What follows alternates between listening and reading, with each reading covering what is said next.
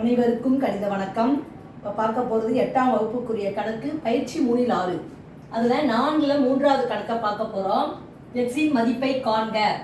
1/3 minus x/3 equal to 7x/12 plus 5/4 அப்படின்னு சொல்லி கொடுத்துருக்காங்க. இந்த கணக்கில் எக்ஸினுடைய மதிப்பு இப்போ பார்க்க போகிறோம்.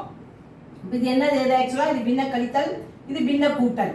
இப்போ பார்த்தீங்கன்னா பகுதி ஒன்றாக இருக்கும் பொழுது அந்த பகுதி அப்படியே போட்டுக்கிறோம், பகுதியை மட்டும் கூட்டிக்கலாம். 1 மைனஸ் எக்ஸ் ஈக்குவல் டு, அடுத்து இங்கே பார்த்தீங்கன்னா 12 4 இருக்கு. இதோட மீசிமா 12.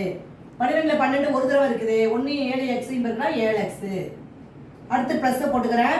12ல் 4 3 வாட்டி இருக்குது. 3 5 பெருக்கினால் 15. இதே மாதிரி போட்டுக்கிறோம். அடுத்த ஸ்டெப்பை என்ன பண்ணுறோம்? Cross multiplication. 12 into 1 minus X equal to 3 into 7x plus 15.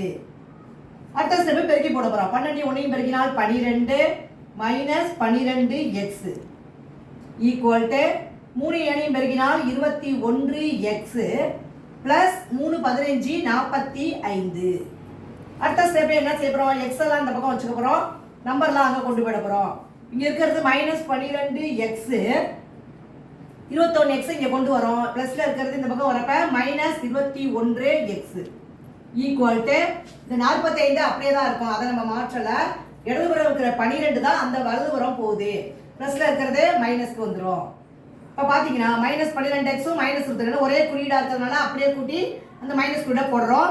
12 22 கூட்டினா 33 மைனஸ் 33x ஈக்குவல் டு 45ல் 12 கழிச்சோம்னா 33.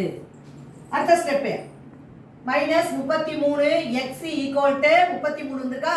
இப்போ எக்ஸோட மதிப்பு தான் நமக்கு தேவை. எக்ஸ் இஸ் ஈக்குவல் டு 33 அப்படியே போட்டுக்கிறேன். இந்த பெருக்கிட்டு இருக்க மைனஸ் 33 வலதுபுறம் வகுத்தலுக்கு வந்துடுது. 33 33 சுருக்கினால் 1 வந்துடுது. இப்போ பிளஸ் சி மைனஸ் சி வகுத்தா minus 1. therefore x equal to minus 1 என்பது இந்த கணக்குக்குரிய விடையாகும். எக்ஸின் மதிப்பு -1. புரிஞ்சுங்களா?